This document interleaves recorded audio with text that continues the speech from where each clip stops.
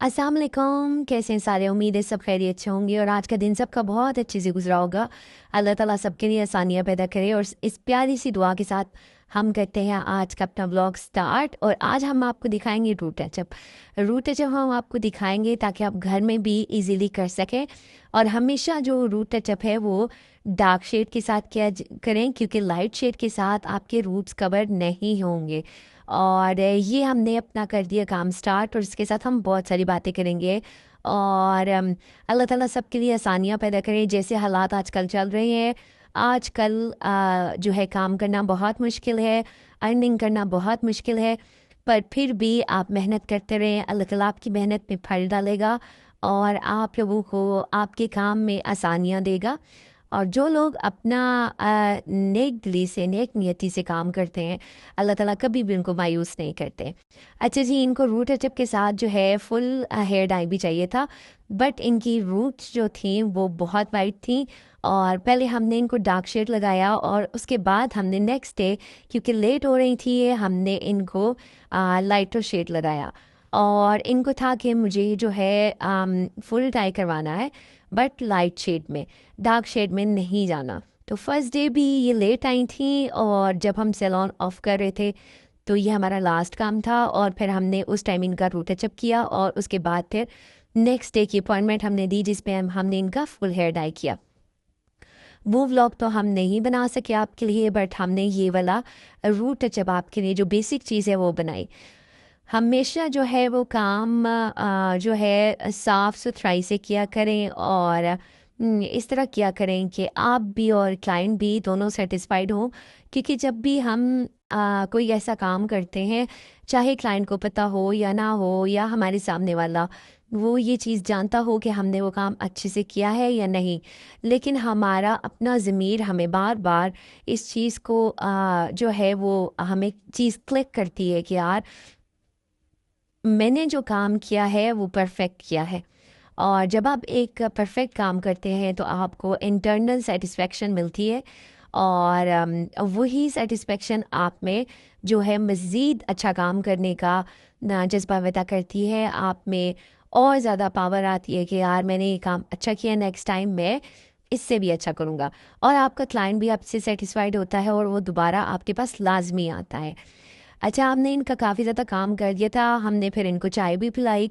अल्हम्दुलिल्लाह हम अपना क्लाइंट जो भी आता है उसको जो है चाय और जो भी लंच टाइम हो वो ज़रूर उनको हम अवेलेबल करते हैं। ये नहीं कि क्लाइंट जो है वो सारा दिन आकर हमारे पास ट्रीटमेंट ले और हम उनको बिल्कुल भी कुछ रिफ़्रेशमेंट या कुछ स्नैक्स वगैरह या कुछ भी, अगर वो हमें ये डिमांड करता है कि अब मुझे कुछ आप ऑर्डर कर दें या कुछ, तो हम उनके लिए ना करें, ऐसा हो ही नहीं सकता।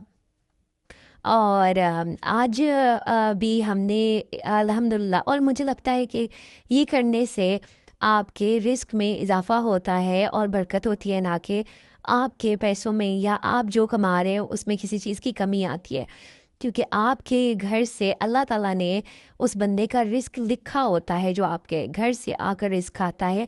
इसमें आपकी कोई जो है वो नहीं होती आला ज़रफ़ी, या आप कोई बहुत बड़ा काम नहीं कर रहे होते।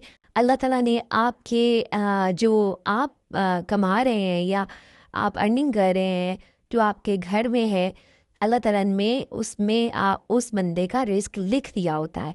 और हमेशा यही बात अपने दिल में रखें, जहन में रखें, और इसी से अल्लाह ताला खुश होता है। और अल्लाह को हमेशा जो है वो ऐसी जो सिफ़ात इंसानों में बहुत पसंद है।